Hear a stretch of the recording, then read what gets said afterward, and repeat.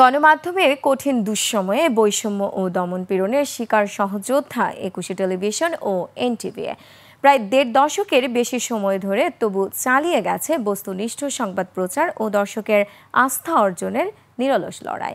Fascist শাসন ব্যবস্থার পতনে অর্জিত হয়েছে নতুন বাংলাদেশের সম্ভাবনা।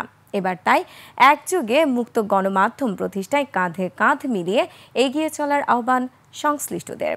বিস্তারিত আকবর হোসেন সুমনের রিপোর্টে।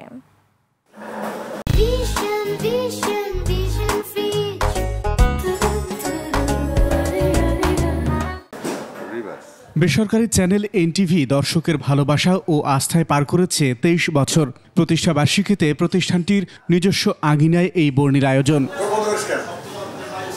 দীর্ঘ পথ চলার সহযোদ্ধা এনটিভির এই শুভক্ষণে একাত্ম হয়েছে ২১শে টেলিভিশনও। চেয়ারম্যান আব্দুস সালাম ও ভাইস চেয়ারম্যান তাসনুভা মাহবুব সালামের দেওয়া ফুলেল শুভেচ্ছা পরম আন্তরিকতায় গ্রহণ করেন প্রতিষ্ঠানটির কর্ণধার মোহাম্মদ মোসাদ্দেক আলী।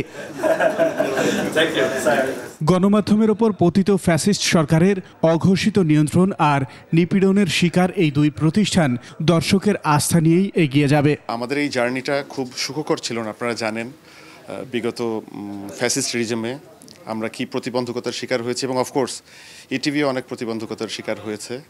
আল্লাহর অশেষ রহমতে জুলাই বিপ্লবের ছাত্র জনতার এই অভ্যুত্থানের সফল অভ্যুত্থানের পর আমরা এখন আমাদের মতো কাজ করতে পারছি। গণমাধ্যমের স্বাধীনতা প্রতিষ্ঠায় পারস্পরিক সহযোগিতার আশা এই দুই প্রতিষ্ঠানের। ২১শে টেলিভিশন বাংলাদেশের স্যাটেলাইট এবং টেরেস্ট্রিয়াল টেলিভিশন সম্প্রচার জগতে এক অনন্য নাম। তারাও আমাদের সহযাত্রী এবং গণমাধ্যমের বিকাশে এই বিবর্তনের পথে আমরা একসঙ্গে পথ চলছি এই সংকট পেরিয়ে। এনটিভির প্রতিষ্ঠা বার্ষিকীতে একে অপরের পাশে থাকার আশ্বাস ২১শে টেলিভিশনের। আকবর হোসেন সুমন, ২১শে টেলিভিশন, ঢাকা।